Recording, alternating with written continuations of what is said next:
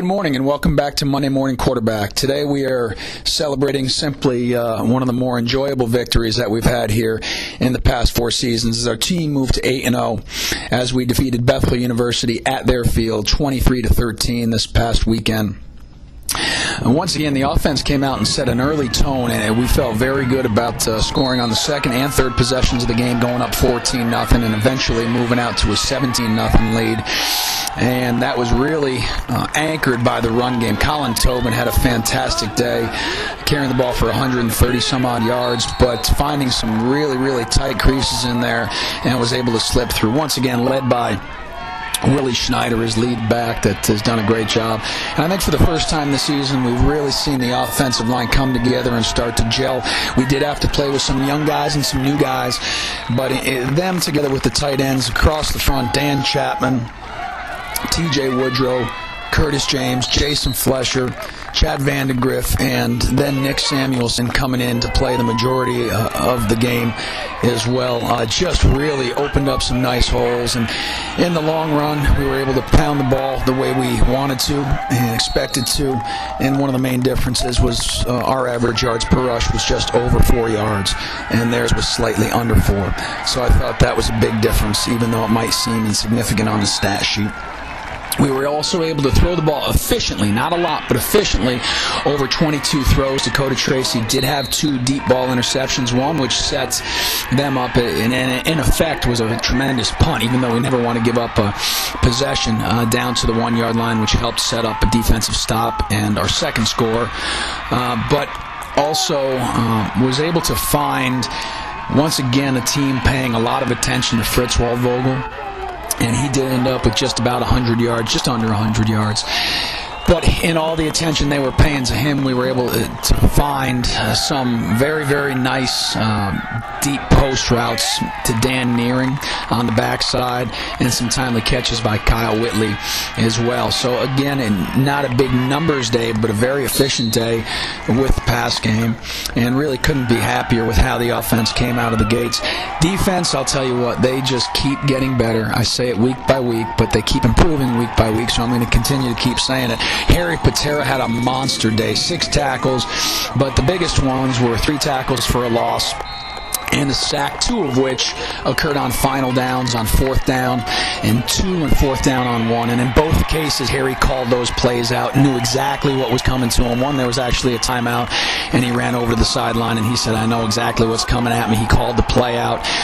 They ran that very play, and he stuffed it in the backfield for a 6-yard loss. So not only happy with his productivity, but his focus. And I think that shows a lot of mental toughness on the part of our players to stay focused in big games and know what's coming at them. Tony Dana, once again, had a very, very big day for us with 11 tackles and 2 tackles for a loss. And in addition to him, Paul Carlson certainly anchored that middle as well. The front, Riley Donbeck, was all over the field yesterday. He did have 6 tackles, which is fantastic for a defensive lineman, but just his hustle. When we stop the play at the end, when we watched the film, we saw a lot of times where there were a lot of our colored shirts around the piles, and really happy to see that. Overall, we did have 8 tackles for a loss, a couple of sacks, and then in the 4th quarter, when the opponent tried to throw the ball, we came up with 2 really big picks. One by Jack Gavin in the end zone, and then at the very end of the game when they threw up a Hail Mary, Josh Carey intercepted that. But what I was most proud of was how big our kids played. They might be 5'8", or 5'10", or 5'11", but they sure played like they were 6'7". And that whole secondary played really big. Certainly we mentioned Jack Gavin, but Chinny Oji as well just continues to be a force. They didn't really go at him very much, but when they did, he was very, very stalwart force for us. So very happy about that. And I think a lot of credit has to go to the defensive coaching staff, Coach Kaczynski, Coach Tatro, Coach Kesselring, Coach Nelson, Coach Alenka.